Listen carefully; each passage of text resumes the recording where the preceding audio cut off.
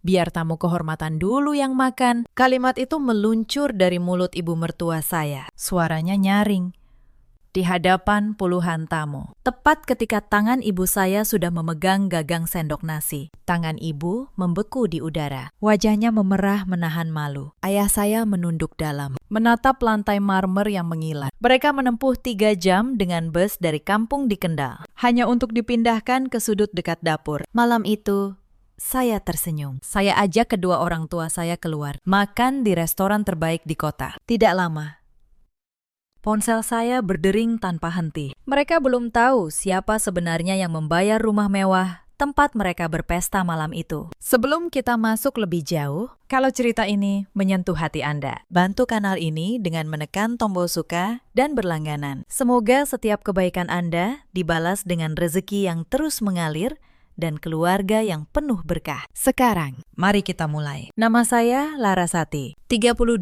tahun. Saya bekerja sebagai konsultan keuangan. Dan diam-diam, saya memiliki sebuah firma kecil yang menangani audit beberapa perusahaan di Semarang dan Jakarta. Sudah 3 tahun saya menjadi istri damar. Selama 3 tahun itu, saya memilih diam. Saya bukan tipe perempuan yang suka pamer. Saya percaya, ketenangan adalah bentuk kekuatan yang paling sering diremehkan orang. Dulu, saya menikahi Damar bukan karena hartanya. Justru saat itu, saya yang lebih mapan secara finansial. Saya menikahinya karena saya melihat kelembutan di matanya. Dan saya pikir, lelaki selembut itu pasti akan menjadi pelindung yang baik. Saya rela menyembunyikan kemampuan saya agar ia tidak merasa kecil. Saya rela tampil sederhana agar keluarganya tidak merasa terancam. Saya kira dengan merendah, saya sedang membangun kedamaian. Ternyata, saya hanya sedang mengajari mereka untuk memandang rendah. Itulah pelajaran pertama yang saya petik dari malam itu. Kebaikan yang tidak disertai batas seringkali disalahartikan sebagai kelemahan. Suami saya, Damar, bekerja sebagai manajer di sebuah bank swasta. Malam itu, ia baru saja diangkat menjadi kepala cabang. Sebuah promosi yang membuat seluruh keluarga besarnya berpesta. Rumah di kawasan Tembalang itu terang benderang. Aroma semur daging dan sambal goreng menguar dari dapur. Lampu kristal di ruang tengah berkilau. Tawa para kerabat memenuhi setiap sudut. Ibu mertua saya, Bu Yati,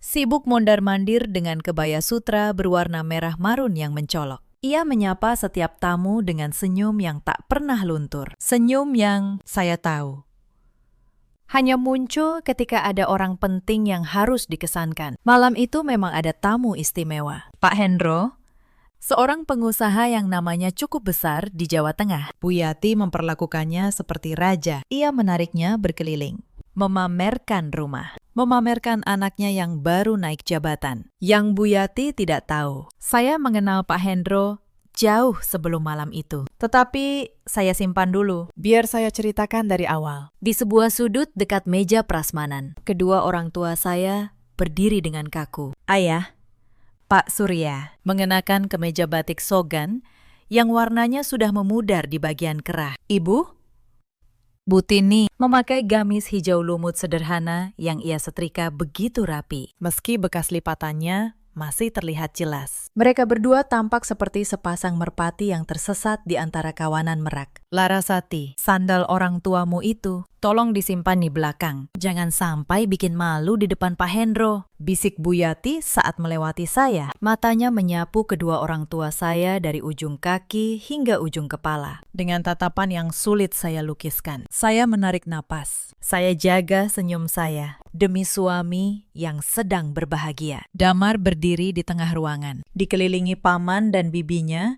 yang tak henti memberi ucapan selamat. Ia tampak gagah dengan kemeja batik barunya. Namun setiap kali matanya berpapasan dengan saya yang berdiri bersama orang tua saya, ia buru-buru memalingkan wajah atau pura-pura tertawa pada lelucon yang tidak lucu. Sejak awal pernikahan, saya sudah terbiasa dengan tatapan merendahkan dari keluarga ini. Bagi mereka, saya hanyalah perempuan biasa dari kampung, menantu yang, menurut mereka, beruntung bisa menikahi anak emas keluarga Wijaya. Mereka tidak pernah bertanya tentang pekerjaan saya. Setiap kali saya pulang malam, Bu Yati hanya mendengus. Perempuan kok kerja sampai malam? Suami di rumah makan apa? Saya tidak pernah membantah. Saya tahu, membantah hanya akan membuat Damar berdiri di antara dua perempuan. Dan ia selalu memilih ibunya. Saya masih ingat tahun pertama pernikahan kami. Saat itu, saya baru saja menutup sebuah proyek besar. Kontrak yang membuat firma kecil saya bertahan di tengah krisis. Saya pulang membawa sekotak kue dari toko langganan. Ingin merayakannya bersama keluarga suami. Saya pikir, mungkin malam itu bisa menjadi awal yang hangat. Tetapi begitu saya masuk, Bu Yati hanya melirik kotak kue itu. Beli kue mahal-mahal, buat apa? Mending uangnya kamu kasih ke Damar buat tabungan. Perempuan kalau pegang uang sendiri, suka lupa diri, katanya.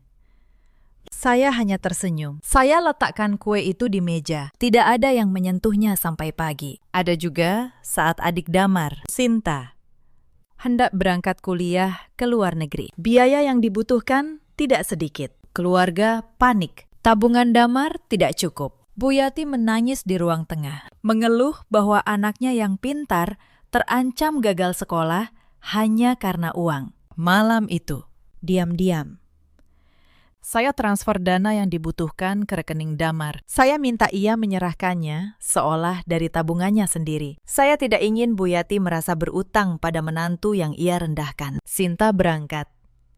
Keluarga bersyukur, dan dalam setiap doa syukur itu, nama saya tidak pernah disebut. Justru Bu Yati berkata pada para tetangga, untung Damar anak yang bertanggung jawab. Coba kalau dia menikahi perempuan boros, mana mungkin bisa menyekolahkan adiknya. Saya mendengar itu dari balik pintu. Saya hanya menarik napas, lalu kembali ke kamar. Saya bilang pada diri sendiri, tidak apa-apa. Yang penting, Sinta bisa sekolah. Begitulah saya selama 3 tahun. Memberi dalam diam, dihina dalam terang. Suami saya tahu sebagian dari semua itu. Ia tahu uang kuliah adiknya dari saya. Ia tahu cicilan rumah sebagian dari rekening saya. Tetapi setiap kali ibunya merendahkan saya, ia memilih menunduk. Ia akan datang ke kamar malam harinya, mengelus punggung saya, lalu berkata, sabar ya, Ras. Ibu kan sudah tua. Maklumi saja. Selalu saya yang harus memaklumi. Tidak pernah sekalipun ia meminta ibunya untuk menghargai saya. Lama-lama, saya mengerti satu hal. Damar bukan tidak melihat. Ia melihat. Ia hanya memilih untuk tidak peduli. Selama hidupnya, tetap nyaman. Ada satu kejadian yang sampai sekarang masih membekas. Beberapa bulan sebelum pesta promosi itu, keluarga besar Damar mengadakan arisan di rumah Tembalang. Bu Yati ingin memamerkan rumahnya pada para kerabat dan tetangga. Saya, sebagai menantu, diminta mengurus segalanya, memasak, menata, melayani. Saya kerjakan semua dengan tangan saya sendiri. Saya masak rendang dari subuh. Saya tata meja. Saya sambut setiap tamu dengan senyum. Tetapi ketika para tamu memuji hidangan, Bu Yati berkata dengan bangga, iya, ini semua saya yang masak. Capek loh dari pagi. Tidak satu kali pun ia menyebut nama saya. Saya yang berdiri di dapur mendengar itu. Hanya bisa tersenyum getir. Di akhir acara, salah seorang tante bertanya pada Bu Yati, menantumu kerja di mana, Bu? Dan Bu Yati menjawab, dia cuma kerja kantoran biasa. Gajinya tidak seberapa. Untung Damar mau menerima dia. Saya berdiri di ambang pintu dapur saat mendengar itu. Tangan saya yang sedang membawa nampan piring kotor sempat bergetar. Tetapi saya tahan. Saya tersenyum.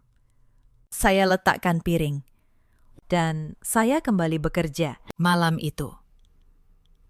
Saya menangis diam-diam di kamar mandi, bukan karena hinaan itu. Saya sudah kebal. Saya menangis karena suami saya, yang duduk tak jauh dari ibunya saat kalimat itu diucapkan, hanya tertawa kecil. Seakan apa yang dikatakan ibunya itu lucu. Saat itulah, jauh di dalam hati, sesuatu mulai retak. Saya belum tahu kapan retakan itu akan pecah, tetapi saya tahu suatu hari ia akan pecah. Dan malam pesta promosi itulah akhirnya retakan itu pecah sepenuhnya. Padahal, jika mereka mau melihat, banyak yang tidak mereka mengerti. Rumah di Tembalang yang mereka banggakan itu. Setengah dari cicilannya, saya yang membayar dari rekening pribadi saya. Mobil yang dikendarai Damar setiap pagi. Uang mukanya dari tabungan saya. Bahkan, dana darurat yang dipakai keluarga ini ketika adik Damar kuliah di luar negeri, mengalir diam-diam dari saya. Saya tidak pernah menyebutnya, bukan karena saya ingin pamrih,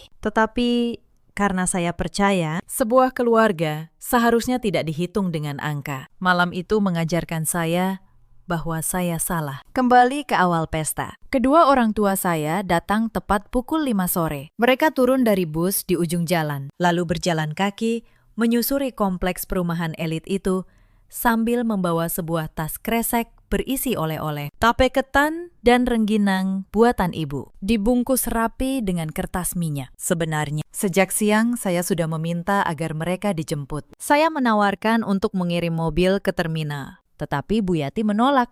Tidak usah repot-repot, biar mereka naik bus saja. Toh orang desa kan sudah biasa, katanya enteng. Saat saya menelpon menanyakan persiapan, saya menahan diri. Saya pikir mungkin saya yang terlalu sensitif. Ketika orang tua saya tiba di gerbang kompleks, Satpam sempat menahan mereka. Penampilan ayah dan ibu yang sederhana membuat petugas itu ragu, mengira mereka penjual keliling yang nyasar. Mereka harus menunggu hampir 20 menit di pos Satpam, di bawah terik sore, sampai saya datang menjemput dan menjelaskan bahwa mereka adalah orang tua dari menantu tuan rumah. Saya menjemput mereka di gerbang.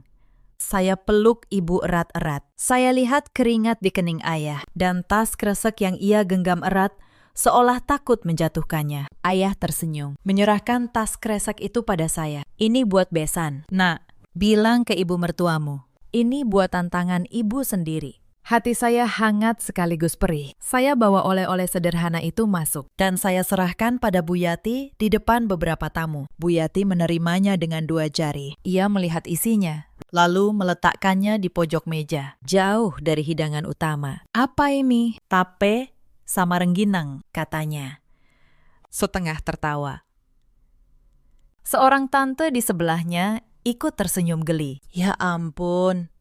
Di sini banyak kue dari toko terkenal. Bu, repot-repot bawa beginian. Saya melihat wajah ibu saya yang berdiri tak jauh dari situ. Ia mendengar, senyumnya memudar sedikit. Lalu ia memaksakannya kembali. Saya genggam tangannya dan saya bisikkan. Tapnya enak. Bu, nanti saya makan sendiri kalau mereka tidak mau.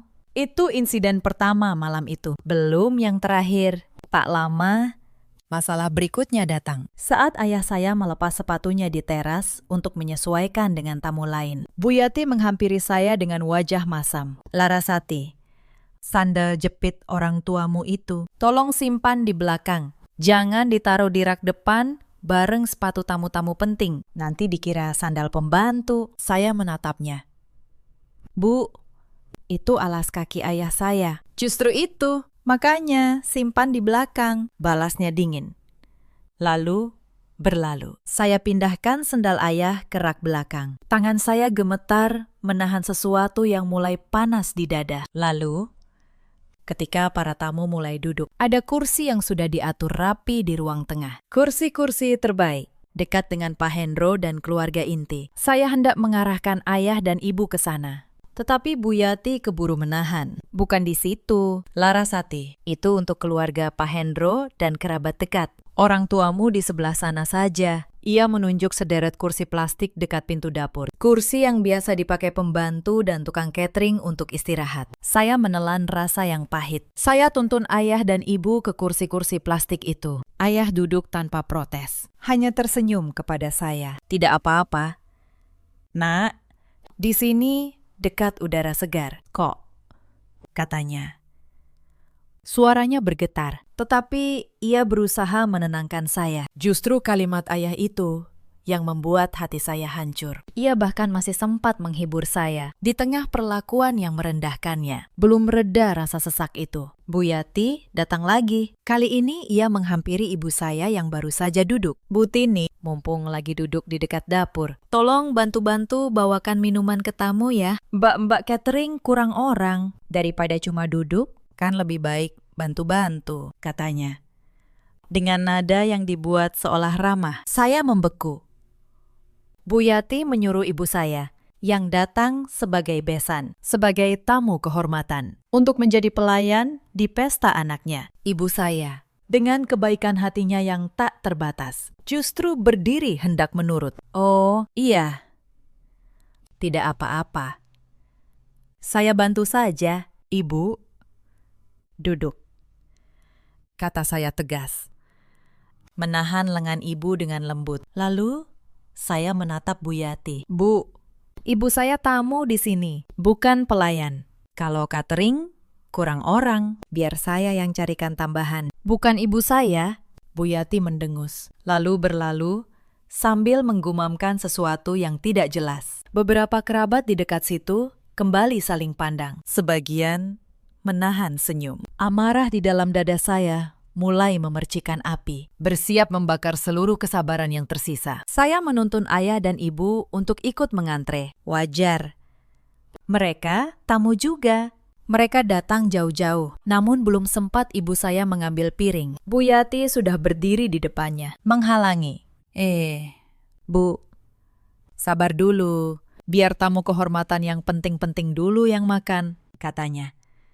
Dengan senyum sinis yang disembunyikan di balik kipas tangannya. Orang desa kan sudah biasa nunggu. Sebentar saja. Kok?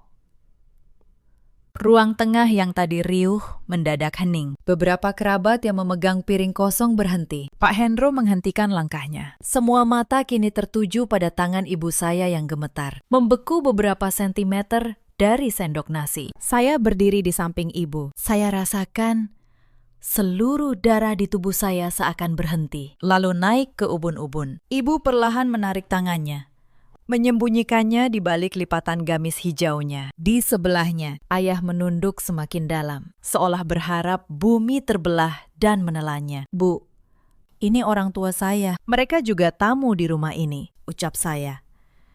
Menahan amarah yang sudah di ujung tenggorokan, saya melangkah maju, memposisikan diri di depan kedua orang tua saya, melindungi mereka dari tatapan menghakimi seisi ruangan. Bu Yati malah mendengus. Ia melambaikan tangan kirinya yang dipenuhi gelang emas. Larasati, kamu harus tahu prioritas. Pak Hendro ini orang sibuk. Waktunya berharga. Hidangan ini disiapkan khusus untuk menyambut beliau. Orang tuamu kan bisa nanti. Tidak usah berebut seperti orang yang kelaparan berminggu-minggu. Beberapa sepupu damar di sudut ruangan tertawa kecil, menutup mulut dengan tangan. Pak Hendro hanya melirik sekilas ke arah batik ayah yang memudar, lalu kembali menatap layar ponselnya. Tidak ada satupun orang di ruangan itu yang bergerak untuk membela. Tidak satupun yang mencoba mencairkan suasana. Di tengah keheningan yang menyiksa itu, ibu saya justru yang lebih dulu bersuara. Dengan suara lembut yang berusaha menjaga ketenangan, ia berkata,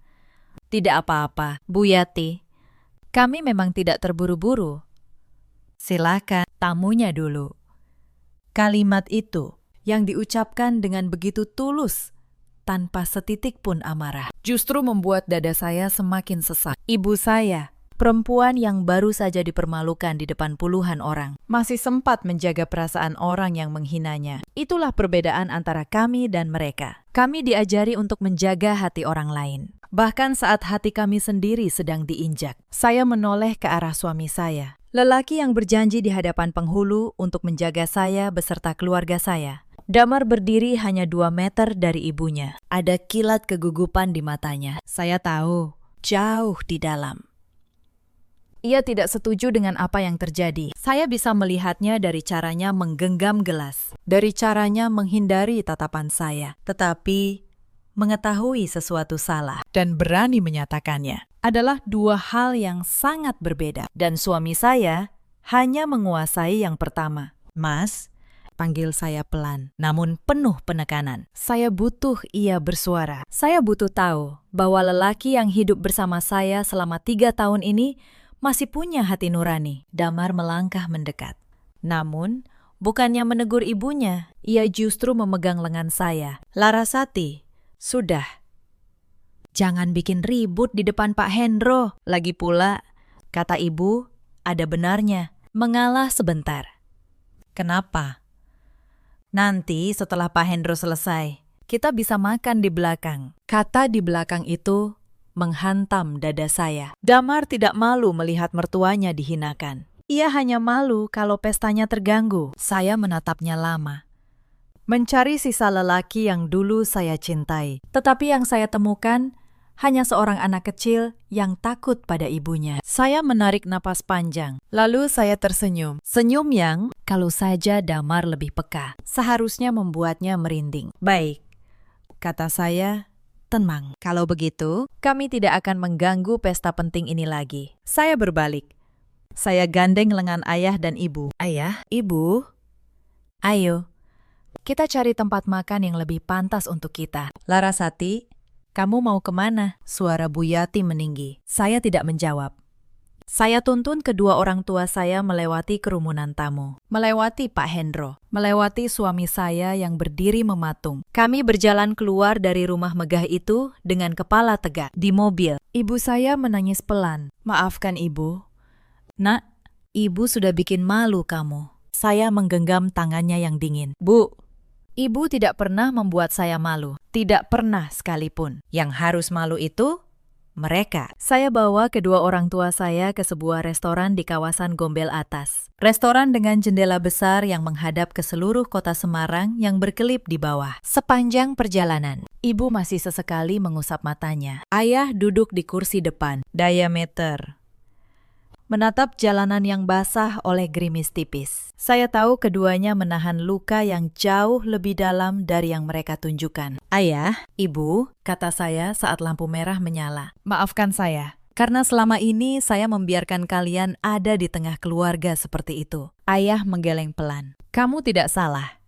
Nak, yang penting kamu baik-baik saja. Ayah dan ibu sudah bahagia hanya dengan melihat kamu kuat. Saya menelan rasa haru. Begitulah orang tua. Dihina pun, yang mereka pikirkan tetap anaknya. Sesampainya di restoran, saya minta meja terbaik di dekat jendela. Pelayan menyambut kami dengan ramah, tanpa melihat baju siapa yang lebih mahal. Saya pesankan ayah ikan gurame bakar kesukaannya. Saya pesankan ibu sup buntut yang hangat. Kami makan perlahan. Kami mengobrol. Ibu mulai bercerita tentang masa kecil saya. Tentang bagaimana dulu saya suka memanjat pohon jambu di belakang rumah. Tentang bagaimana ayah rela menjual sepedanya demi membayar uang sekolah saya saat SMA. Dulu ayah bilang, kata ibu sambil tersenyum, anak ayah ini nanti pasti jadi orang. Ternyata benar. Saya tersenyum.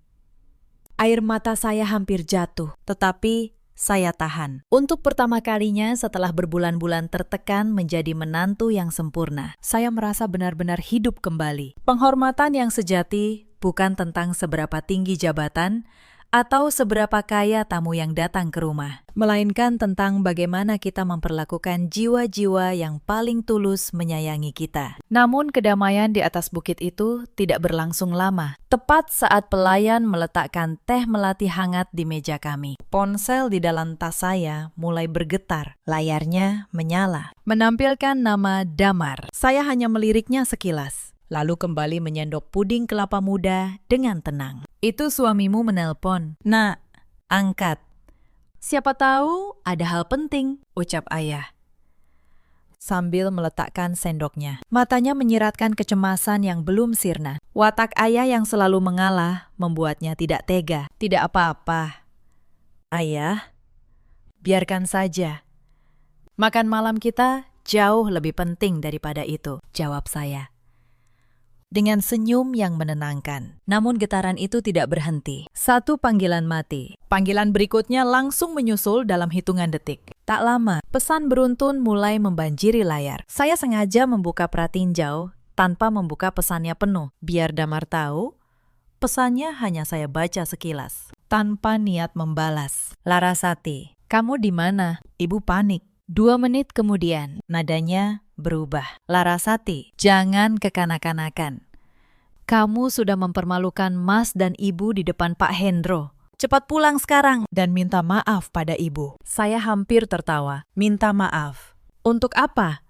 karena menolak melihat orang tua saya diinjak-injak di tanah kelahiran mereka sendiri. Saya kunci kembali layar. Saya balik ponsel itu menghadap ke bawah. Saya ingin menikmati sisa malam ini bersama ayah dan ibu, tanpa gangguan sampah emosi dari rumah di Tembalang. Beberapa menit kemudian, ponsel itu menyala lagi. Kali ini, sebuah pesan suara dari Damar. Saya tidak memutarnya. Saya tahu isinya dari nada teks-teks sebelumnya. Ancaman yang dibungkus permohonan. Permohonan yang dibungkus ancaman. Lalu datang pesan dari sebuah nomor yang jarang menghubungi saya. Ternyata dari Sinta, adik ipar yang kuliahnya saya biayai diam-diam. Mbak, ada apa sih di rumah? Ibu nangis-nangis terus. Mbak pulang dong. Kasihan ibu.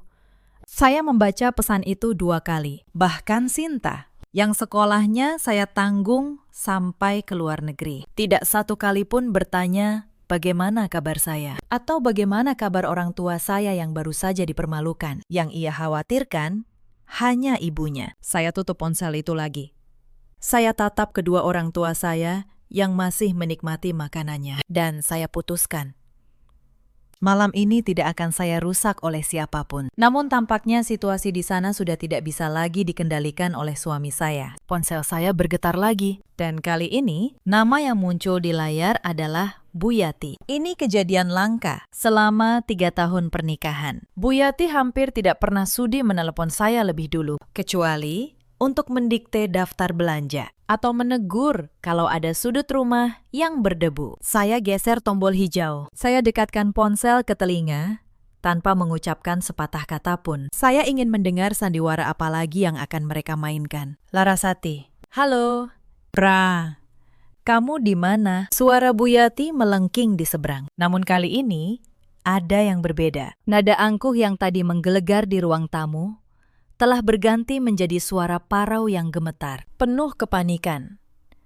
Saya bahkan bisa mendengar napasnya yang memburu. Ra, tolong ibu, kamu ada di mana sekarang? Ibu, mohon, pulanglah sebentar. Bawa orang tuamu juga. Pak Hendro? Pak Hendro mengamuk di rumah. Saya diam sejenak. Lalu saya jawab dengan suara dingin dan datar. Saya sedang makan malam dengan orang tua saya. Bu, di tempat yang pantas untuk mereka. Ra, ibu minta maaf. Ibu hilaf tadi. Tolong, katakan pada Pak Hendro kalau kamu baik-baik saja. Beliau bilang, akan membatalkan semuanya kalau kamu tidak ada. Saya mengernyit. Membatalkan? Apa hubungannya Pak Hendro dengan saya? Di mata mereka. Saya belum menjawab. Tetapi di seberang sana, saya mendengar suara ribut. Suara Damar memohon pada seseorang. Lalu, sebuah suara berat yang tegas mengambil alih telepon. Halo, dengan Mbak Larasati. Suara Pak Hendro. Iya. Pakistan, ada apa? Jawab saya. Masih tenang. Mbak, saya mohon maaf yang sebesar-besarnya atas apa yang terjadi malam ini. Saya tidak tahu kalau perempuan yang diusir keluarga ini ke dapur tadi adalah Anda. Sungguh. Saya tidak tahu. Ayah dan ibu saya menatap saya dengan heran. Mereka tidak mengerti percakapan ini. Tetapi saya mengerti betul. Tidak apa-apa. Pak Hendro, jawab saya. Bapak tidak salah apa-apa. Yang salah adalah tuan rumahnya. Mbak, proyek audit perusahaan saya yang senilai 12 miliar itu. Saya percayakan sepenuhnya pada firma Anda. Saya datang ke pesta ini hanya karena diundang Pak Damar, yang katanya banknya mau jadi mitra pembiayaan. Saya tidak tahu kalau istrinya adalah Larasati, konsultan yang selama ini menyelamatkan keuangan perusahaan saya. Kalau saya tahu, tidak akan saya biarkan mereka memperlakukan orang tua Anda seperti itu di depan saya. Saya menutup mata sejenak. Jadi begitu. Pak Hendro datang sebagai calon mitra besar bank tempat Damar bekerja. Promosi Damar menjadi kepala cabang. Sebagian besar bergantung pada apakah ia bisa menggandeng Pak Hendro sebagai nasabah utama. Dan selama ini, tanpa Damar tahu, Pak Hendro adalah klien firma saya. Klien yang menghormati saya. Bukan karena saya istri siapa, tetapi karena pekerjaan saya. Saya teringat bagaimana saya mengenal Pak Hendro. 2 tahun lalu, perusahaannya nyaris kolaps karena seorang manajer keuangan yang menggelapkan dana. Tidak ada konsultan besar yang mau menangani kasus itu karena terlalu rumit dan terlalu berisiko. Firma kecil saya yang akhirnya berani. Selama berbulan-bulan, saya dan tim saya menelusuri ribuan transaksi, menemukan aliran dana yang disembunyikan, dan menyelamatkan perusahaan Pak Hendro dari kebangkrutan. Sejak saat itu, Pak Hendro memperlakukan saya seperti adiknya sendiri. Ia selalu bilang, "Mbak Larasati, kalau bukan karena Anda, perusahaan saya sudah jadi abu. Saya berutang nyawa pada Anda." Dan malam ini, di rumah suami saya, lelaki yang berutang budi pada saya itu justru menyaksikan saya diperlakukan seperti pengganggu di pesta, tanpa tahu bahwa perempuan yang diusir ke dapur itu adalah penyelamat perusahaannya. Dunia memang kadang punya cara yang sangat lucu untuk menyusun kepingan-kepingannya. "Pak Hendro," kata saya, "urusan bisnis Bapak dengan firma saya tetap berjalan profesional. Itu tidak ada hubungannya dengan urusan keluarga malam ini. Bapak, silakan ambil keputusan terbaik soal kemitraan dengan bank tempat suami saya bekerja. Menurut penilaian Bapak sendiri, saya tidak akan ikut campur dalam urusan itu." Di seberang telepon, saya mendengar Bu Yati menjerit kecil. Suara Damar memohon. Mereka kini paham. Sedikit demi sedikit, siapa yang sebenarnya mereka campakkan ke dapur malam itu. "Saya hargai sekali, Mbak," jawab Pak Hendro. "Tapi izinkan saya jujur, saya tidak nyaman menjalin kerjasama dengan orang yang tega memperlakukan keluarganya sendiri seperti itu. Tadi saya melihat dengan mata kepala saya sendiri bagaimana orang tua Anda diusir ke dekat dapur. Saya diam karena saya pikir itu bukan urusan saya. Sekarang saya menyesal tidak bersuara. Bagi saya, cara seseorang memperlakukan orang yang lemah adalah cermin karakternya. Dan saya tidak mau menaruh kepercayaan finansial pada karakter seperti itu. Ini keputusan saya sendiri. Mbak, bukan karena Anda." Telepon ditutup. Saya letakkan ponsel di meja. Saya tatap kota Semarang yang berkelip di bawah jendela. "Ada apa, Nak?" tanya ibu. Lembut. "Tidak apa-apa, Bu," jawab saya sambil tersenyum. "Hanya beberapa orang yang baru menyadari kesalahan mereka. Terlambat." Kami melanjutkan makan malam. Saya nikmati setiap suapan. Untuk pertama kalinya dalam 3 tahun, saya merasa bebas. Namun cerita malam itu belum selesai. Ketika kami baru saja selesai, dan pelayan membawa tagihan, pintu restoran terbuka. Saya melihat 2 sosok masuk dengan tergesa. Damar, dan di belakangnya, Bu Yati. Masih dengan kebaya merah marun yang tadi ia banggakan. Kebaya yang kini terlihat kusut. Wajah Bu Yati yang tadi penuh kesombongan, kini pucat pasi. Riasannya yang tebal, luntur oleh keringat dan mungkin air mata.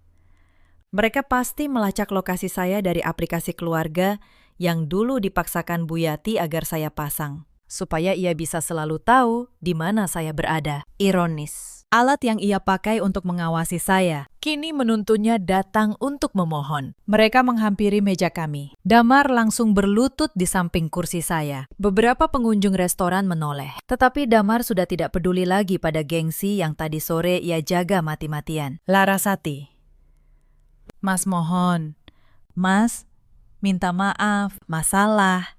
Mas hilaf," ucapnya, dengan air mata yang mulai membasahi pipi. "Pak Hendro membatalkan kerjasama dengan bank. Promosi Mas dicabut tadi malam juga. Tapi bukan itu yang penting. Yang penting, kamu pulang. Mas tidak bisa tanpa kamu." Saya menatapnya dengan tenang. "Mas baru tidak bisa tanpa saya sekarang. Setelah karir Mas hancur, tadi sore, saat orang tua saya diusir ke dapur. Mas bisa-bisa saja tanpa saya." Damar terdiam. Ia tidak punya jawaban. Bu Yati pun ikut mendekat ke arah ayah dan ibu saya. Untuk pertama kalinya, suaranya melembut. Bahkan bergetar. "Pak Surya, Bu Tini, saya minta maaf. Saya hilaf tadi. Tolong maafkan saya. Saya tidak tahu diri. Ayah saya, lelaki yang hatinya lebih bersih dari siapapun yang saya kenal, hanya tersenyum lembut. Sudah, Bu, kami sudah memaafkan. Bahkan sebelum ibu meminta. Kami, orang desa, kami tidak biasa menyimpan dendam. Mata ibu saya berkaca-kaca mendengar suaminya berkata begitu. Begitu pula saya. Justru kebesaran hati ayah itu yang membuat saya semakin yakin pada keputusan yang akan saya ambil. Larasati. Ayo kita pulang sekarang. Waktu kita tidak banyak. Pak Hendro mungkin masih bisa kita bujuk. Seru, Damar. Dengan binar harapan yang mendadak muncul di matanya. Ia mencoba bangkit. Tunggu. Potong saya. Membuat gerakan Damar terkunci. Saya menatap Damar dan ibunya bergantian. Ayah dan ibu saya memang selalu memaafkan. Karena hati mereka tidak sekotor hati kalian. Tetapi dimaafkan bukan berarti semuanya kembali seperti semula. Saya mengeluarkan sebuah map tebal berwarna coklat dari dalam tas saya. Saya letakkan di atas meja. Tepat di hadapan Damar. Apa ini? Ra, tanya Damar. Dahinya berkerut. Tangannya gemetar saat membuka lembaran di dalamnya. Begitu ia membaca judul di halaman pertama, seluruh sisa warna di wajahnya lenyap seketika. Itu draft gugatan cerai, kata saya pelan. Sudah saya tanda tangani sore tadi, sebelum saya bahkan menyentuh makanan di restoran ini. Saya tidak menulisnya dalam keadaan marah. Mas, saya menulisnya dengan sangat tenang, karena hati saya memang sudah tidak ada lagi di rumah itu. Damar membalik halaman berikutnya. Tangannya semakin gemetar. Itu rincian mutasi rekening. Lanjut saya. Lihat baik-baik. Setengah cicilan rumah Tembalang dari rekening saya. Uang muka mobil yang Mas kendarai dari rekening saya. Dan di halaman yang Mas pegang itu, dana kuliah Sinta ke luar negeri. 500 juta. Juga dari rekening saya. Yang selama ini Mas serahkan ke keluarga, seolah dari tabungan Mas sendiri. Bu Yati yang berdiri di belakang Damar, ikut melihat lembaran itu. Wajahnya berubah dari pucat menjadi abu-abu. Tidak mungkin, gumamnya. Damar bilang, itu uang dia. Damar berbohong. Bu, atau lebih tepatnya, saya yang meminta dia berbohong, kata saya. Karena saya tidak ingin ibu merasa berutang pada menantu yang ibu anggap hanya menumpang hidup. Bu Yati terhuyung. Ia mencari kursi terdekat untuk bersandar. Saya buka halaman terakhir, sebuah salinan akta rumah Tembalang. Dengan nama saya, Larasati, tercantum sebagai pemilik atas separuh bangunan. Dan ini, kata saya. Rumah yang ibu pakai untuk mempermalukan orang tua saya tadi sore. Separuhnya atas nama saya. Ruangan terasa hening. Hanya ada suara denting peralatan makan dari meja-meja lain. Dan isak tangis Damar yang tertahan. Selama 3 tahun ini, saya diam. Kata saya. Mantap. Saya kira Mas bisa menjadi imam yang melindungi kehormatan keluarga. Tetapi malam ini, Mas membuktikan bahwa jabatan dan harta jauh lebih berharga bagi Mas daripada harga diri orang tua saya. Larasati. Jangan begini, Mas cinta kamu. Mas tidak mau kita pisah. Damar menggeleng histeris. Cinta itu menjaga, bukan membiarkan orang yang saya cintai dihina demi selembar muka. Jawab saya tenang. Kalau Mas benar mencintai saya, Mas akan berdiri tadi sore. Mas akan bilang pada ibu Mas, Bu, itu mertua saya. Perlakukan dengan hormat. Satu kalimat itu saja. Itu yang saya tunggu selama 3 tahun. Tetapi Mas tidak pernah mengatakannya. Dan malam ini saya berhenti menunggu. Rumah di Tembalang akan kita jual untuk membagi haknya. Saya sudah meminta pengacara saya, Pak Tomo, untuk mengurus semuanya mulai besok pagi. Lanjut saya. Tidak, Bu Yati menjerit kecil. Ia menutup mulutnya, tidak percaya bahwa menantu yang selama ini ia anggap menumpang hidup ternyata adalah penopang utama kemewahan keluarganya. Larasati, nak, tolong. Ibu salah. Ibu mohon. Jangan jual rumah itu. Itu satu-satunya yang ibu punya. Saya menatapnya. Untuk sesaat, saya merasa kasihan. Tetapi saya teringat wajah ibu saya yang membeku menahan malu beberapa jam lalu. Dan rasa kasihan itu pun memudar. Bu, kata saya. Tadi sore, ketika ibu saya hanya ingin makan sesendok nasi, ibu bilang, Orang desa kan sudah biasa nunggu. Sekarang saya kembalikan kalimat itu pada ibu. Ibu sudah biasa hidup mewah dari uang yang bukan milik ibu. Sekarang, ibu juga harus belajar menunggu. Menunggu hasil kerja keras sendiri. Bu Yati terduduk lemas di kursi. Di pintu restoran, saya melihat satu sosok lagi yang baru masuk. Mbak Asih, pembantu yang sudah belasan tahun bekerja di rumah Tembalang. Ia datang mengikuti Damar dan Bu Yati. Mungkin diminta menemani. Ketika matanya bertemu mata saya, ia menunduk. Lalu diam-diam mengusap sudut matanya. Selama 3 tahun. Hanya Mbak Asih satu-satunya orang di rumah itu yang memperlakukan saya dengan tulus. Ia yang sering menyisihkan makanan untuk saya saat saya pulang larut. Ia yang diam-diam mendoakan saya. Sebelum saya melangkah keluar, saya hampiri ia sebentar. Mbak Asih, terima kasih untuk semuanya selama ini, kata saya pelan. Kalau Mbak butuh pekerjaan nanti, datang ke firma saya. Pintu saya selalu terbuka untuk orang baik seperti Mbak. Mbak Asih mengangguk. Air matanya jatuh. Terima kasih, Bu Laras. Mbak selalu tahu, ibu perempuan yang baik. Mbak cuma tidak pernah berani bilang. Saya tersenyum padanya. Hidangan kami sudah habis, dan seluruh urusan di kota ini sudah selesai dengan sangat manis, kata saya. Kini pada Damar dan ibunya. Saya menggandeng lengan ayah dan ibu. Kami melangkah dengan kepala tegak, melewati Damar yang kini tersungkur di lantai restoran, meratapi karir dan rumah tangga yang runtuh dalam satu malam. Karena kesombongan ibunya sendiri. Sebelum keluar, saya berhenti sejenak.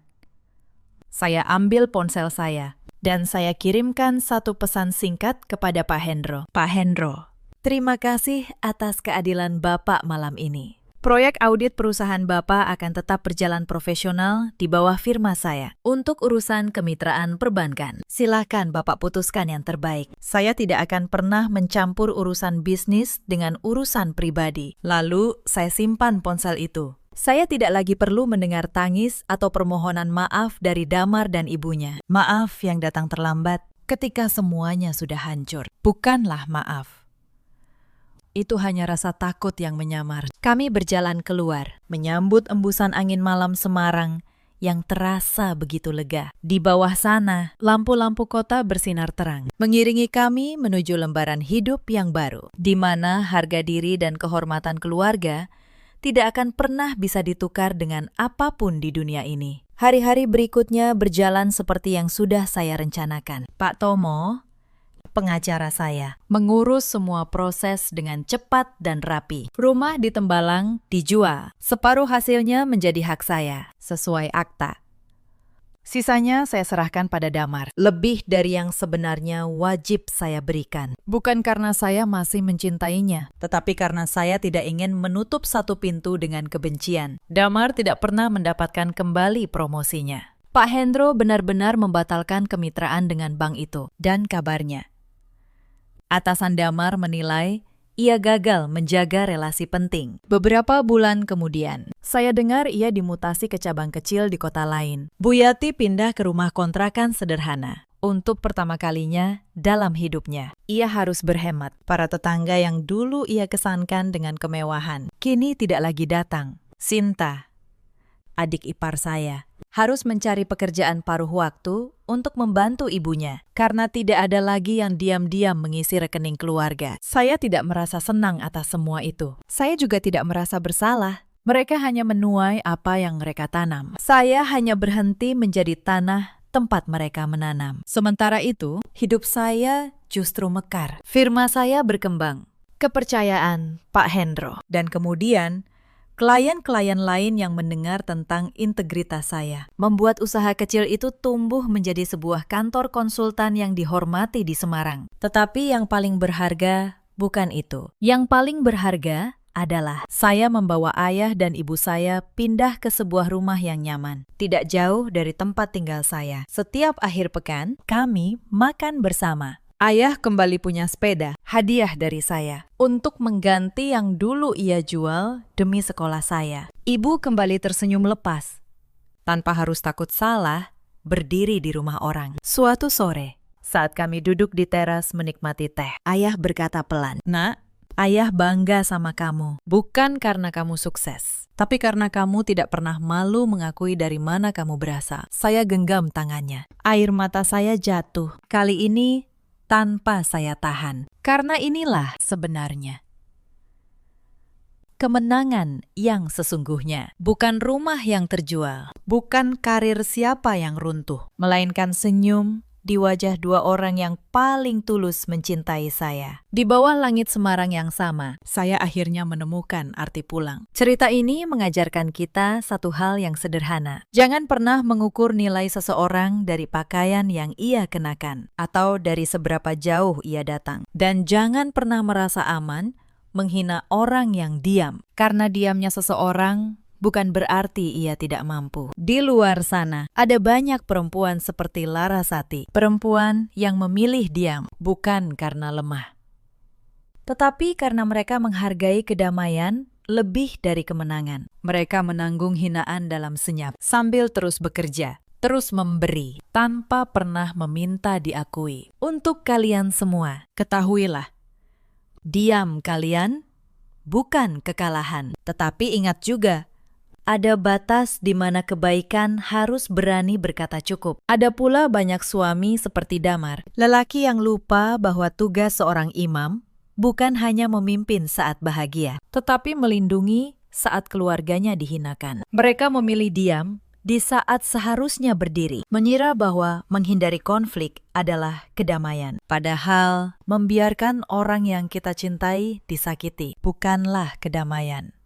Itu adalah pengkhianatan yang paling halus, dan mereka baru menyesal ketika semuanya sudah terlambat. Dan ada para ibu mertua seperti Bu Yati yang begitu sibuk mengejar pengakuan dari orang luar, sampai lupa menghargai orang yang setiap hari menjaga keluarganya tetap utuh. Mereka mengukur manusia dari pakaian dan jabatan, sampai lupa bahwa karakter sejati hanya terlihat dari cara kita memperlakukan orang yang tidak bisa memberi kita apa-apa. Damar kehilangan promosi yang ia banggakan dan rumah tangga yang ia abaikan. Bu Yati harus menjual sebagian harta yang ternyata bukan miliknya seutuhnya, lalu belajar hidup sederhana untuk pertama kalinya. Sementara Larasati, ia bangkit, membangun firmanya lebih besar. Dan setiap akhir pekan, ia pulang menemani kedua orang tua yang tidak pernah sekalipun membuatnya malu. Dalam hidup, kita selalu punya pilihan, memilih untuk menghormati atau memilih untuk menghina. Dan setiap pilihan, cepat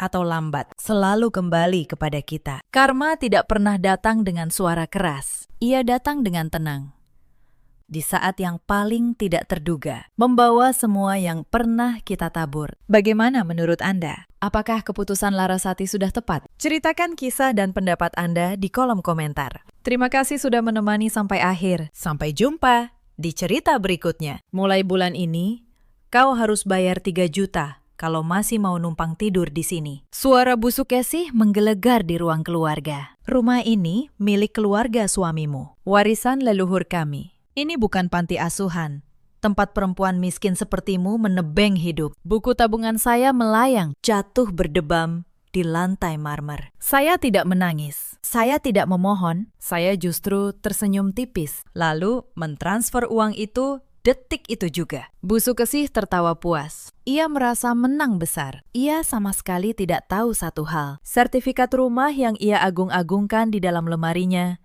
hanyalah selembar fotokopi tak berharga. Dan uang sewa yang baru saja ia peras dari saya akan menjadi tali yang menjerat lehernya sendiri ke ruang sidang. Halo, sahabat pecinta drama kehidupan. Selamat datang kembali di kanal ini. Sebelum kita mulai, tolong tekan tombol berlangganan dan nyalakan lonceng notifikasi. Karena kisah hari ini akan mengajarkan satu hal. Jangan pernah menghina perempuan yang diam. Sebab diamnya bukan tanda kalah, melainkan tanda ia sedang menghitung. Mari kita mulai. Nama saya Arini Maheswari. Usia saya 31 tahun. Saya bekerja sebagai notaris sekaligus konsultan pajak di sebuah firma di kawasan Sudirman. Sudah 8 tahun saya menekuni dunia akta, sertifikat, dan dokumen hukum. Pekerjaan saya mengajarkan satu prinsip sederhana di dunia ini. Yang menang bukan orang yang paling banyak bicara. Yang menang adalah orang yang memegang hitam di atas putih. Saya tinggal di sebuah rumah klasik 2 lantai di kawasan Pondok Indah. Rumah dengan pilar tinggi, halaman luas,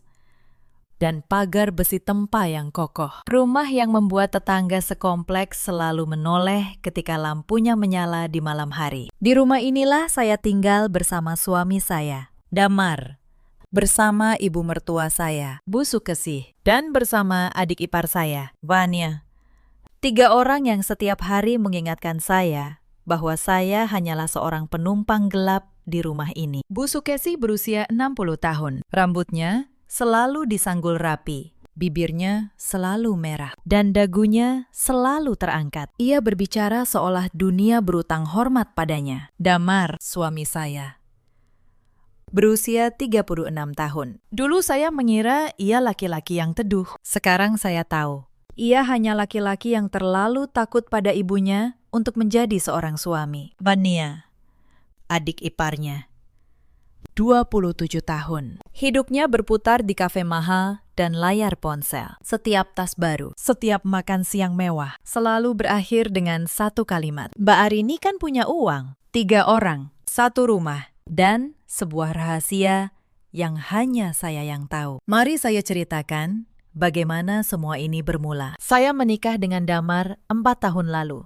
Pernikahan kami sederhana, tapi penuh harapan. Setidaknya, harapan dari pihak saya. Sejak hari pertama, Bu Sukesi sudah memasang garis. Ia tidak pernah memanggil saya menantu. Ia memanggil saya perempuan itu di depan tamu, dan anak orang miskin ketika ia pikir saya tidak mendengar. Saya berasal dari keluarga sederhana di sebuah kota kecil di Jawa Tengah. Ayah saya seorang guru. Ibu saya berjualan kue. Kami tidak kaya, tapi kami punya harga diri. Bagi Bu Sukesi, latar belakang itu adalah aib. Sesuatu yang harus terus diingatkan agar saya tahu diri. Untung Damar mau menikahimu, katanya suatu kali sambil mengaduk teh. Coba kalau bukan karena dia keras kepala. Mana sudi keluarga ini punya menantu dari kampung. Saya hanya tersenyum waktu itu. Saya pikir waktu akan melunakkan hatinya. Saya salah.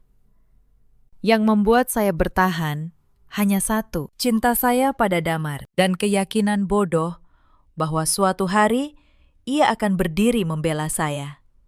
Sekarang, saya tahu, saya menunggu sesuatu yang tidak akan pernah datang. Tapi ada satu hal yang tidak pernah mereka ketahui tentang rumah megah ini. Malam itu, setelah buku tabungan saya dilempar ke lantai dan 3 juta berpindah dari rekening saya naik ke kamar dengan langkah tenang. Saya tidak menangis. Air mata saya sudah lama habis, terbakar menjadi sesuatu yang lebih dingin dan lebih sabar. Pikiran saya berputar pada percakapan tadi. Rumah warisan, properti keluarga. Kau cuma menumpang. Logika yang terus mereka dengungkan itu terasa menggelikan. Begitu menggelikan, hingga saya hampir tertawa dalam hati. Selesai membersihkan diri, saya tidak langsung berbaring. Saya melangkah ke sudut kamar yang paling tersembunyi. Di balik tumpukan pakaian di dalam lemari, ada sebuah brankas baja kecil, terkunci dengan kombinasi angka dan sidik jari. Hanya saya yang tahu cara membukanya. Damar bahkan tidak pernah peduli pada sudut lemari istrinya. Saya menempelkan ibu jari pada pemindai. Pintu baja tebal itu terbuka pelan. Di dalamnya,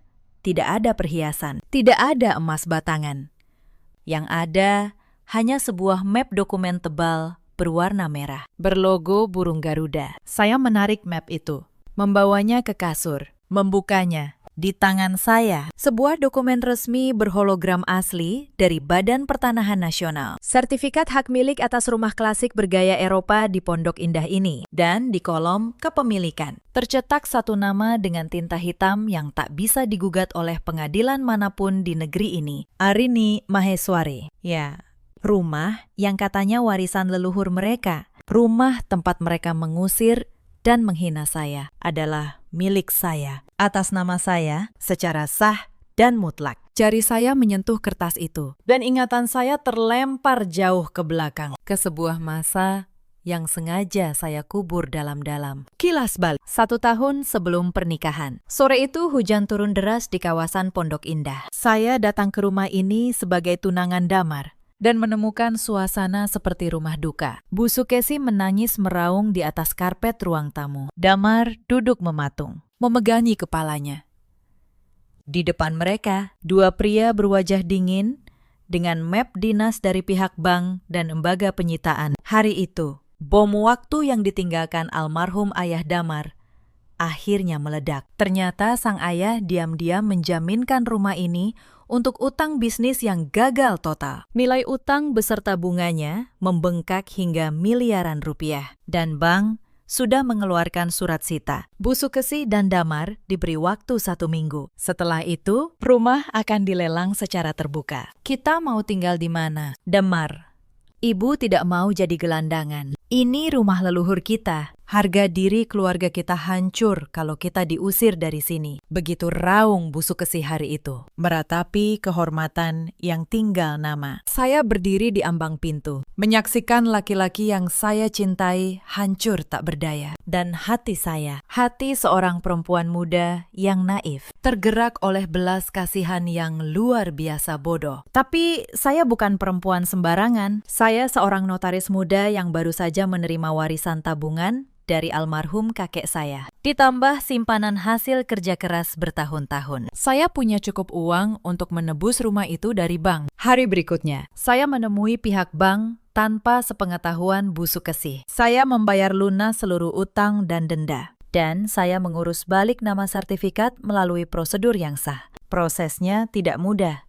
Saya harus menguras hampir seluruh tabungan saya. Warisan dari kakek, simpanan 8 tahun bekerja. Semuanya saya tuangkan untuk menyelamatkan rumah ini. Saya bahkan menjual sebidang tanah kecil milik saya di kampung. Satu-satunya aset yang ditinggalkan ayah saya untuk saya. Saya melakukannya dalam diam. Saya menemui pejabat bank, menandatangani berkas pelunasan, dan duduk berjam-jam di kantor Badan Pertanahan untuk mengurus peralihan hak. Semua atas nama saya, dengan setiap dokumen disimpan rapi. Sertifikat itu keluar atas nama saya, Arini Maheswari, pemilik tunggal dan mutlak. Saya melakukannya bukan untuk menjebak siapapun. Saya melakukannya karena cinta. Saya membayangkan suatu hari, ketika Bu Sukesi tahu siapa yang menyelamatkan keluarganya, hatinya akan luluh. Ia akan menerima saya. Betapa naifnya saya. Saya tidak pernah memberitahu mereka. Saya hanya membiarkan mereka percaya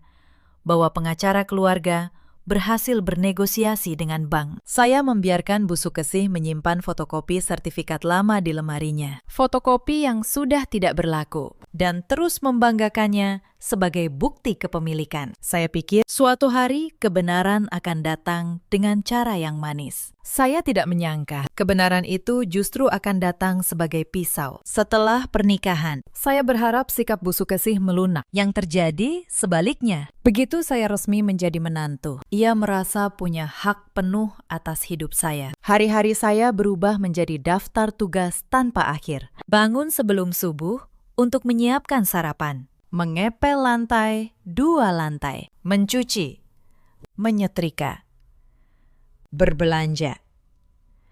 Untuk apa kita bayar pembantu kalau ada menantu? Kata Bu Sukesi suatu pagi sambil duduk bersila di sofa. Mbak Sari, satu-satunya pembantu yang tersisa, akhirnya diberhentikan. Dan beban itu jatuh sepenuhnya ke pundak saya. Saya bekerja penuh waktu di firma. Pulang larut, lalu mengerjakan semua urusan rumah hingga tengah malam. Tubuh saya lelah. Tapi saya bertahan. Saya bertahan demi sebuah rumah tangga yang ternyata hanya ada dalam kepala saya. Damar melihat semua itu. Ia melihat saya menyeret ember pel dengan punggung yang sakit. Ia melihat saya tertidur di meja makan karena kelelahan. Dan ia tidak berkata apa-apa. Suatu malam, saya memberanikan diri bicara. Mas, aku capek. Aku kerja seharian, lalu mengurus rumah sampai malam. Tidak bisakah kita pekerjakan pembantu lagi? Damar menghela napas. Tanpa menoleh dari ponselnya, ia menjawab. Sudahlah.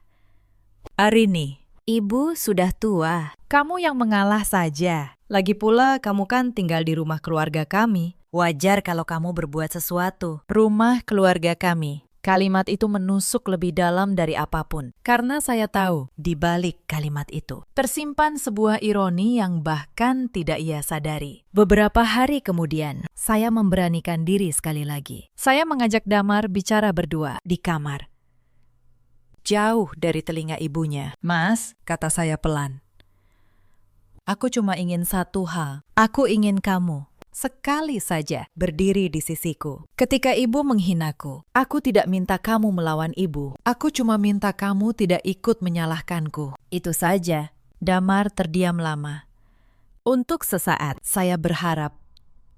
Lalu ia menjawab, "Arini, dia ibuku. Dia yang melahirkan dan membesarkanku. Kamu cuma istri. Kalau aku harus memilih, jelas aku pilih ibu. Kamu harusnya mengerti itu. Kamu cuma istri." 3 kata itu menutup semua pintu yang tersisa di hati saya. Saya tidak menjawab. Saya hanya mengangguk pelan dan berbalik.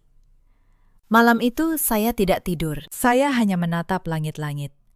Sambil merasakan sesuatu di dalam dada, saya mulai mengeras. Tapi malam itu, Damar tidak tahu apa yang sebenarnya tersimpan di lemari istrinya. Hinaan demi hinaan datang seperti tetesan air yang tak pernah berhenti. Mbaknya, adik ipar saya, punya bakat khusus dalam merendahkan orang dengan senyuman. Suatu sore ia pulang membawa 3 kantong belanja dari butik mahal. Ia melempar tagihan kartu kredit ke pangkuan saya. "Mbak, ini ditalangi dulu ya. Nanti Fania ganti." Ia tersenyum manis. "Mbak kan banyak uang. Sayang banget kalau cuma disimpan." Saya menatap angka di tagihan itu. 12 juta, Fania, kata saya pelan. "Mbak juga punya kebutuhan sendiri." Senyum Fania langsung memudar. "Ih, pelit banget. Pantas saja ibu bilang, Mbak ini orang kampung. Hitungan sama keluarga sendiri." Ia berdiri, membanting kantong belanja, dan berteriak memanggil ibunya. Dalam hitungan menit, Bu Sukesi sudah berdiri di depan saya dengan wajah merah. "Apa-apaan kamu? Adik iparmu cuma minta tolong sedikit. Kamu hitung-hitungan. Begini caranya kamu balas budi keluarga yang sudah memberimu tempat tinggal." Saya membuka mulut untuk menjelaskan, tapi Damar yang baru pulang justru ikut menimpali. "Arini, kamu bisa nggak sih tidak bikin ibu marah terus? Bantu saja Fania." Apa susahnya? 3 orang berdiri di hadapan saya. 3 suara menyalahkan saya di rumah yang sertifikatnya atas nama saya. Saya menutup mulut. Saya mengeluarkan ponsel dan saya mentransfer 12 juta ke rekening Fania. Fania menjerit senang. Bu Sukesi mendengus puas. Damar kembali menatap ponselnya. Tapi malam itu, di dalam catatan keuangan pribadi saya menulis 1 baris baru. Tanggal, jumlah, penerima, alasan. Saya selalu mencatat. Itu kebiasaan seorang akuntan dan kelak catatan-catatan itu akan berubah menjadi sesuatu yang jauh lebih tajam dari sekedar angka. Tekanan tidak berhenti pada uang. Suatu hari, ia merembet sampai ke pekerjaan saya. Saya membawa pulang berkas penting dari firma. Dokumen akta tanah seorang klien besar yang harus saya periksa malam itu juga. Saya meletakkannya di meja kerja kecil di kamar. Pagi harinya, dokumen itu hilang. Saya mencari kemana-mana dengan panik. Ternyata Fania yang masuk ke kamar saya tanpa izin untuk meminjam pengering rambut telah menumpahkan kopi ke atas berkas itu, lalu membuangnya karena takut ketahuan. "Cuma kertas." "Kok?" katanya enteng ketika saya tanya. "Kenapa Mbak heboh sekali? Bikin lagi saja. Mbak kan pintar."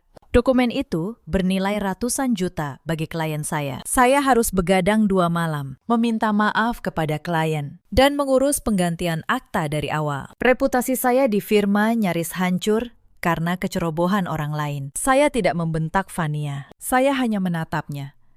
Dan untuk pertama kalinya, ia merasakan sesuatu yang dingin di tatapan saya, yang membuatnya mundur selangkah. Belum sempat luka itu mereda, datang permintaan yang paling keterlaluan. Bu Sukesi mengetahui saya menyimpan beberapa perhiasan pemberian almarhumah ibu saya. Cincin dan gelang sederhana, tidak mahal. Tapi tak ternilai bagi saya. Satu-satunya kenangan yang tersisa dari ibu saya. Serahkan perhiasan itu pada ibu, katanya suatu malam. Fania butuh modal. Lagi pula, perhiasan murahan begitu tidak pantas untuk menantu keluarga ini. Biar ibu jual. Bu, itu peninggalan ibu saya, kata saya. Suara saya mulai bergetar. Yang ini saja jangan. Bu Sukesih menatap saya dingin. Ibumu sudah meninggal. Untuk apa menyimpan barang orang mati? Serahkan. Atau ibu suruh Damar mengusirmu malam ini juga. Damar. Seperti biasa.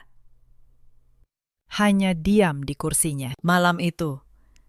Untuk pertama kalinya dalam 4 tahun. Saya menolak.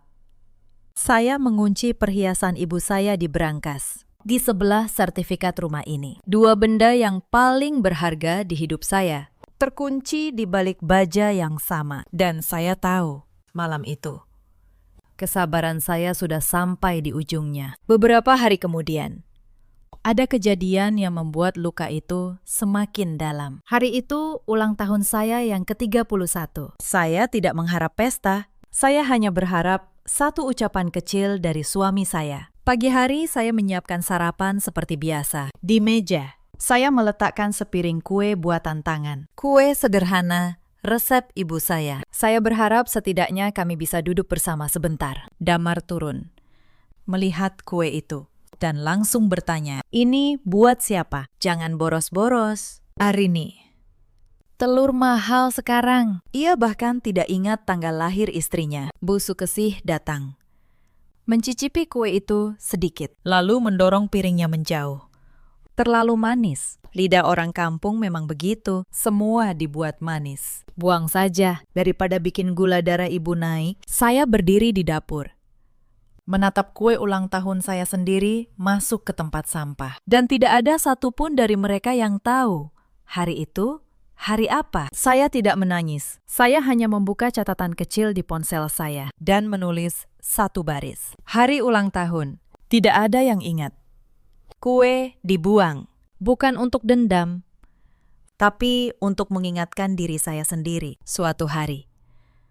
Betapa pentingnya saya bertahan. Sebulan kemudian, datang ujian yang jauh lebih berat. Saya jatuh sakit, demam tinggi selama 3 hari. Mungkin karena kelelahan yang menumpuk, tubuh saya menggigil. Kepala saya seperti dipukul. Saya berbaring di kamar, berharap ada yang membawakan segelas air hangat. Tidak ada.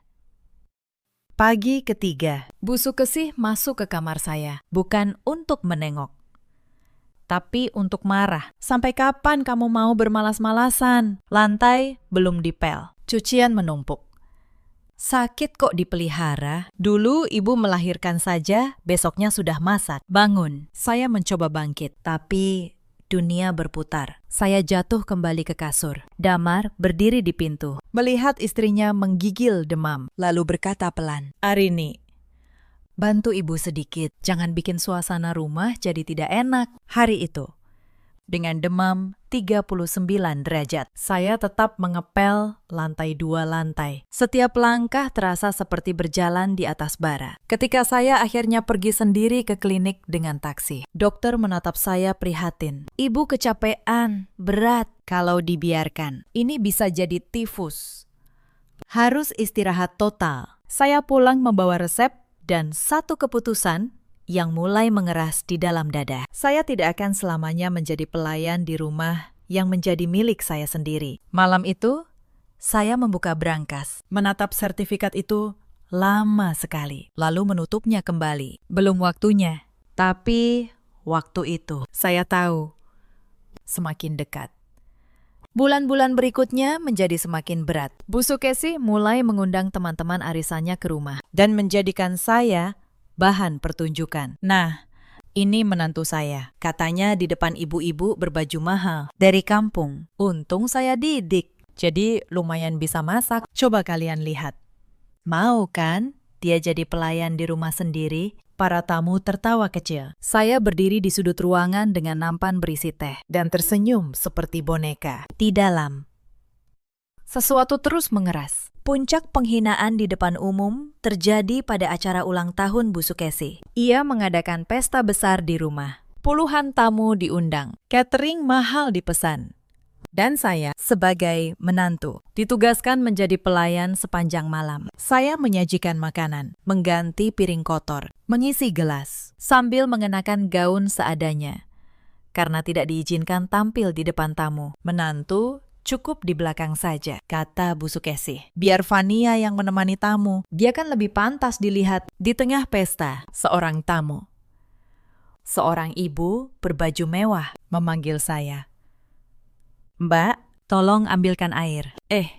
Ini pembantunya ya. Bu Sukesi. Bu Sukesi tertawa lebar. Iya, pembantu merangkap menantu. Dua-duanya saya dapat gratis. Seluruh meja tertawa.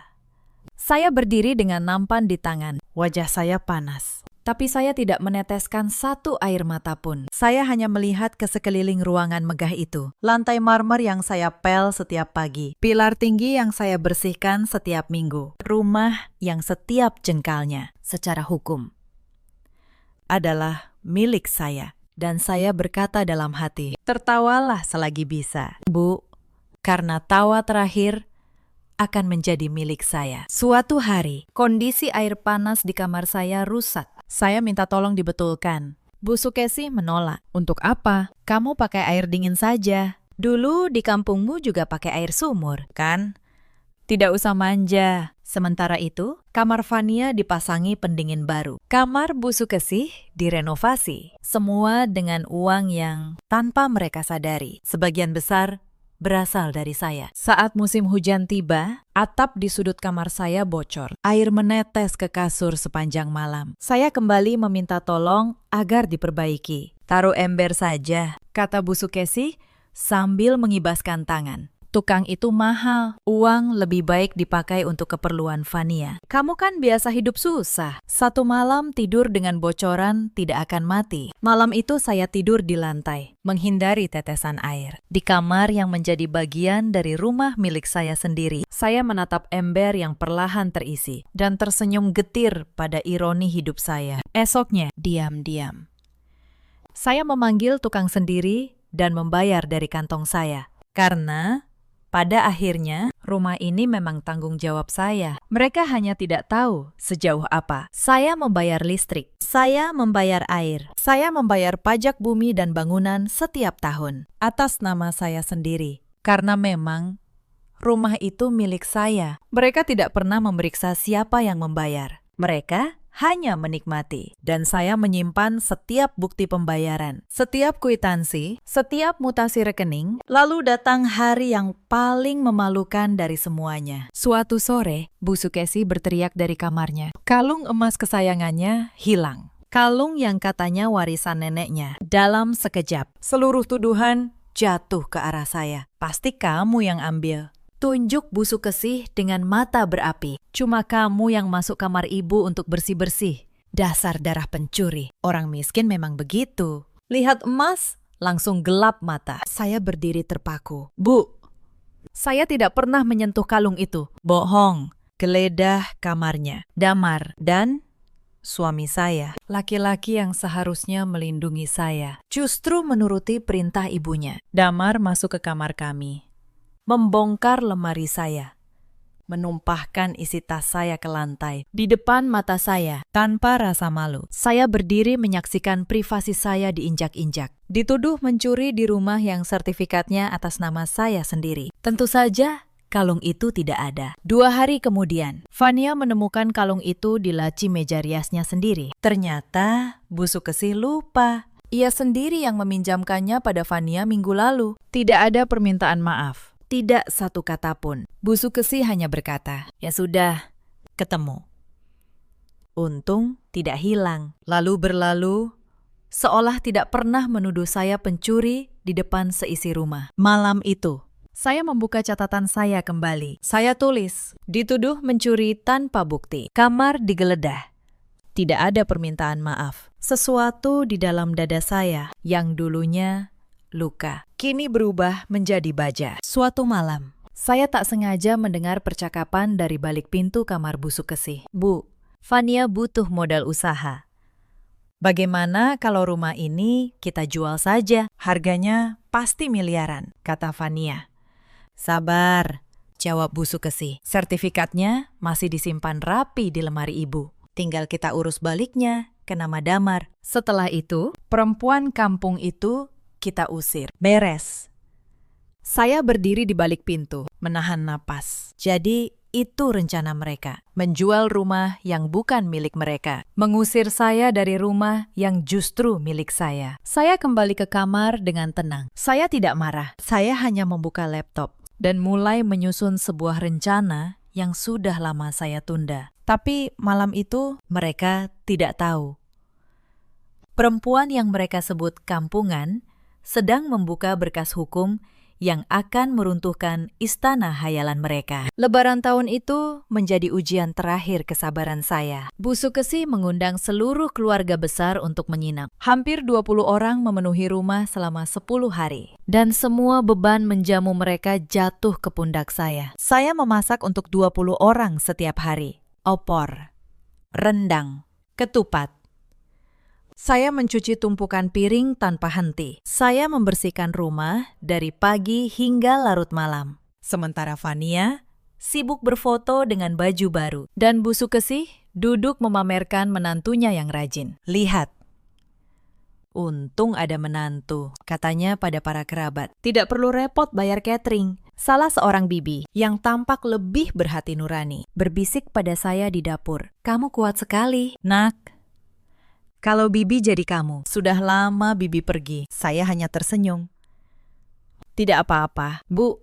Semua ada waktunya. Di hari terakhir Lebaran, ketika para tamu pulang, Bu Sukesi memeriksa dapur dan menemukan satu toples kue yang hampir habis. Kamu ini bagaimana? Tamu belum semua pulang. Kue sudah habis. Dasar tidak becus mengatur. Pantas keluargamu miskin. Mengatur saja tidak bisa. Itu adalah penghinaan terhadap keluarga saya. Terhadap ayah dan ibu saya yang sudah tiada. Dan di titik itu, sesuatu di dalam diri saya yang berakhir. Akhirnya, patah. Saya tidak menjawab. Saya hanya meletakkan lap di meja. Masuk ke kamar. Dan membuka brankas. Saya menatap sertifikat itu. Lalu saya mengambil ponsel dan mengetik pesan kepada Pak Gunawan. Saatnya kita bicara. Pakistan. Keesokan paginya, Bu Sukesi melangkah lebih jauh. Ia masuk ke kamar saya tanpa mengetuk, sambil membawa selembar kertas dan pulpen. Tanda tangani ini, katanya datar.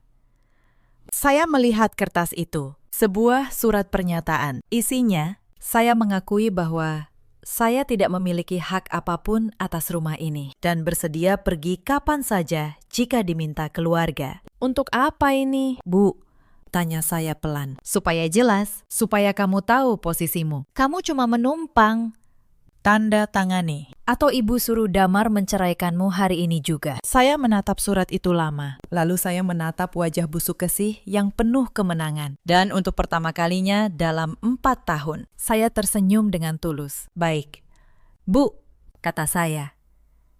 Tapi izinkan saya membacanya dulu dengan teliti. Saya kan notaris. Sayang kalau salah tanda tangan. Bu Sukesi mendengus. Cepat.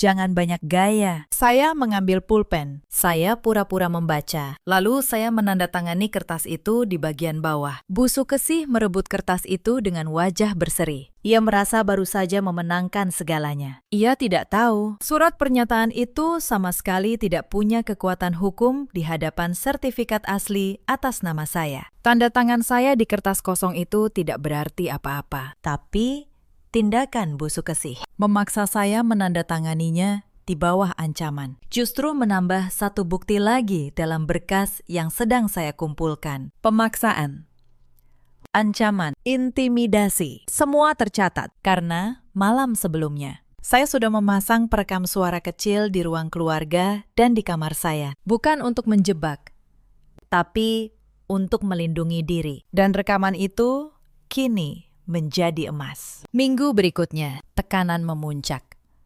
Bu Sukesi mengumumkan di meja makan bahwa keluarga besar akan berkumpul akhir pekan ini. Paman, Bibi, sepupu Damar, semua diundang. Kita akan bicarakan soal rumah, katanya. Sertifikat akan dibalik nama ke Damar. Dan kamu, ia menunjuk saya dengan sendok, akan menandatangani semua dokumen pelepasan. Setelah itu, terserah kamu mau kemana. Pulang ke kampungmu juga boleh. Fania tertawa. Damar diam, menunduk pada piringnya. Saya meletakkan garpu dengan tenang. Baik, Bu. Saya akan siapkan dokumennya sendiri. Saya kan notaris, biar resmi dan tidak ada yang bisa menggugat.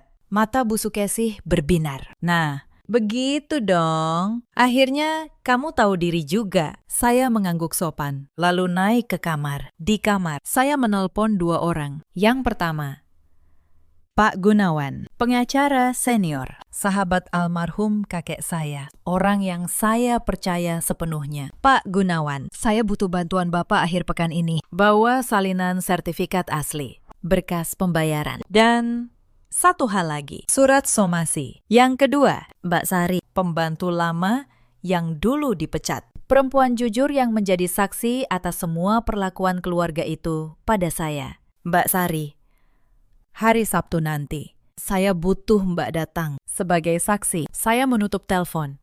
Saya menatap brankas di sudut kamar. 4 tahun saya menunggu. 4 tahun saya menyimpan kebenaran ini seperti orang menyimpan bara dalam genggaman. Sekarang, waktunya membakar. Tapi mereka tidak tahu akhir pekan yang mereka rancang untuk mengusir saya justru akan menjadi akhir pekan ketika mereka kehilangan segalanya. Hari Sabtu tiba. Ruang tamu rumah dipenuhi keluarga besar. Paman, bibi, sepupu.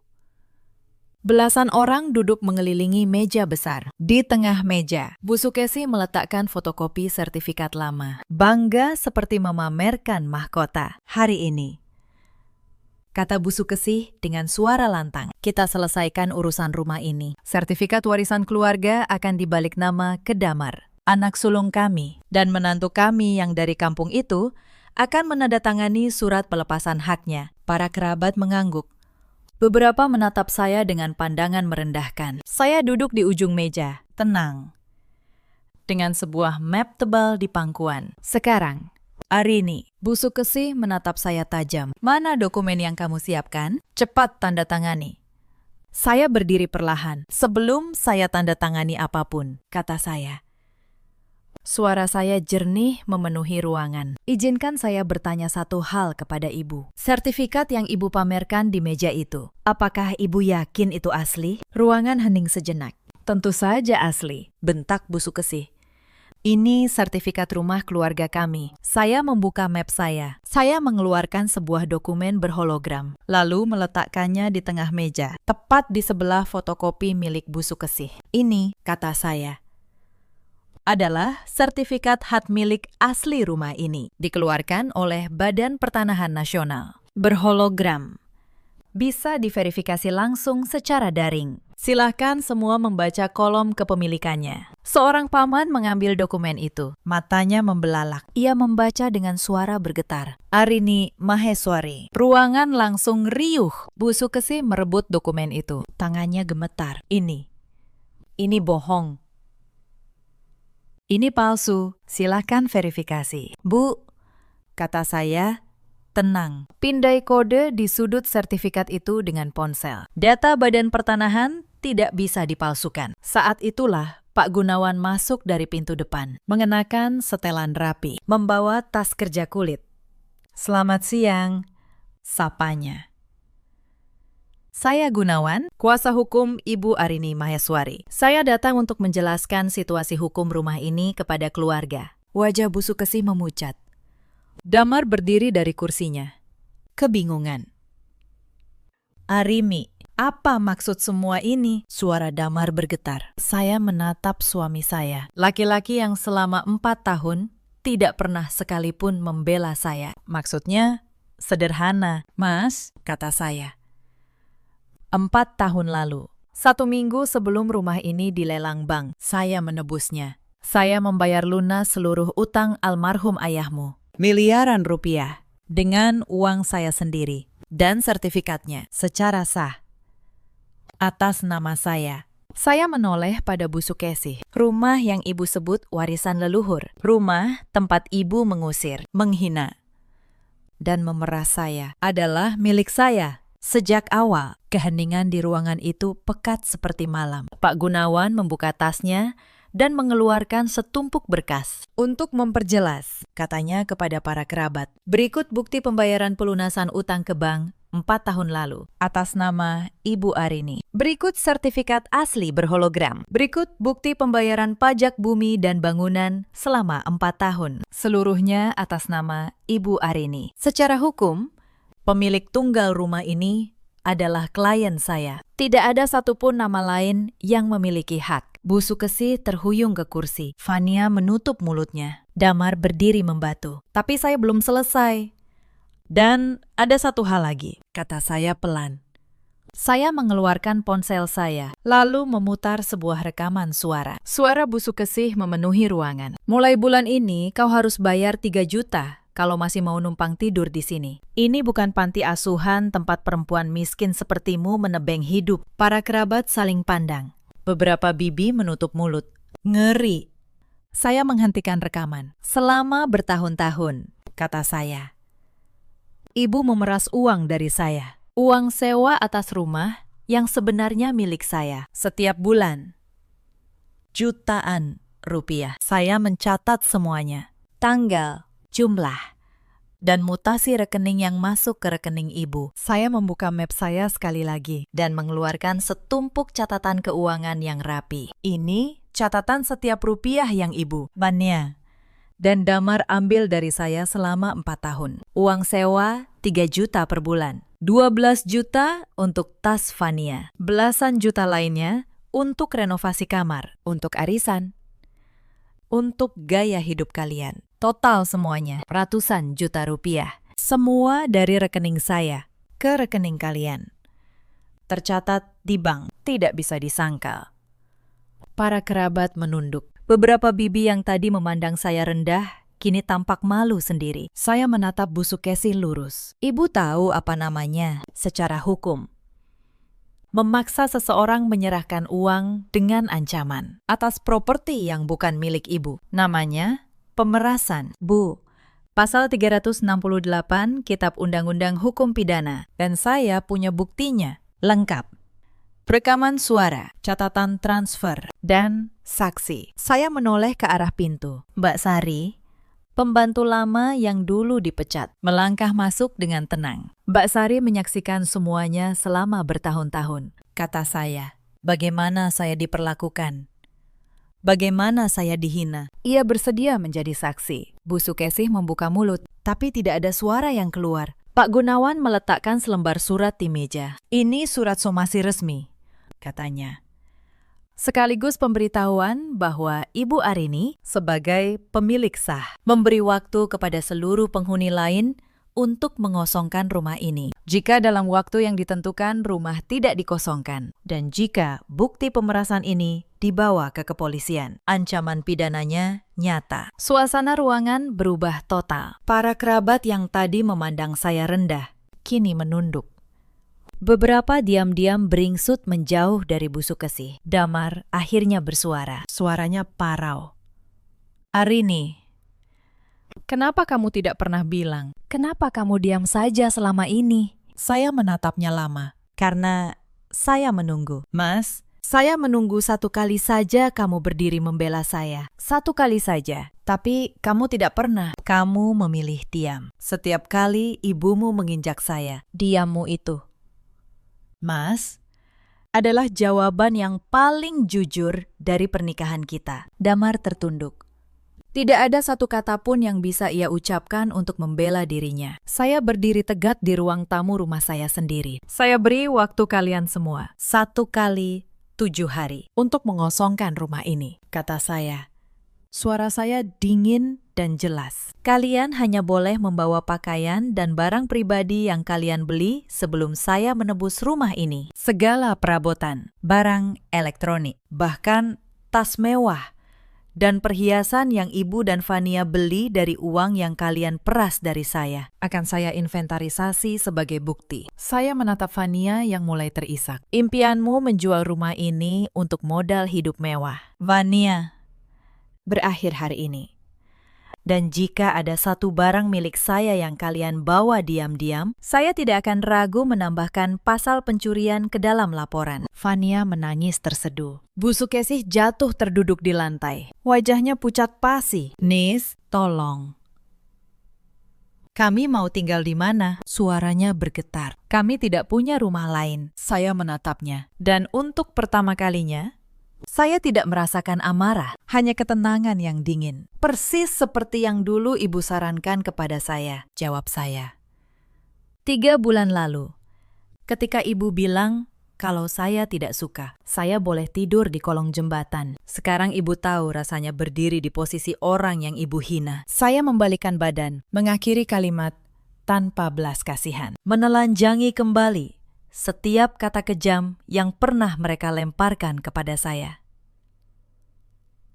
7 hari, jika lewat 1 detik pun, saya sendiri yang akan menelpon polisi dan menyerahkan semua bukti pemerasan ke meja penyidik. Dan kalian tahu, saya tidak pernah main-main dengan ucapan saya. Ancaman penjara yang nyata itu memicu kepanikan luar biasa. Rasa takut pada jeruji besi mengalahkan rasa malu dan gengsi mereka. Para kerabat berdiri satu persatu, pamit dengan canggung.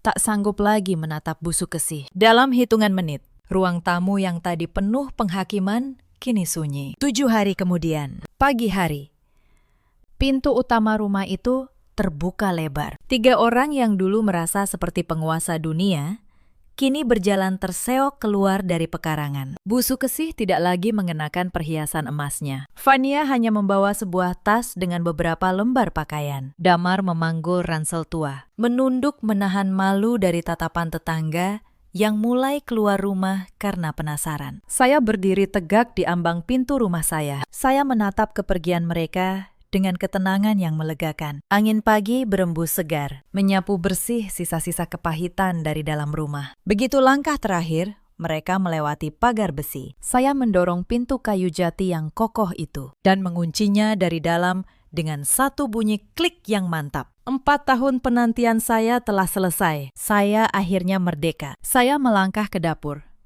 Dan untuk pertama kalinya, dalam waktu yang lama, saya memasak untuk diri saya sendiri ikan goreng, sayur asem, sambal terasi, makanan sederhana dari kampung yang dulu mereka hina. Saya makan dalam keheningan yang damai, tanpa ada lagi yang menghina, tanpa ada lagi yang memeras, tanpa ada lagi benalu yang meracuni hidup saya. Begitulah akhir dari kesombongan Bu Sukesih, perempuan yang bermimpi menjadi miliarder dari menjual properti orang lain. Ia dan keluarganya harus menelan pil pahit, kehilangan rumah yang sebenarnya tidak pernah jadi milik mereka. Damar mengajukan perceraian beberapa minggu kemudian. Mungkin karena malu, mungkin karena tahu tidak ada lagi yang bisa ia pertahankan. Saya menandatanganinya tanpa ragu. Kebebasan saya tidak pernah terasa semanis itu. Selama 4 tahun, saya menggenggam erat sebuah pernikahan yang hanya menyakiti saya. Takut melepasnya,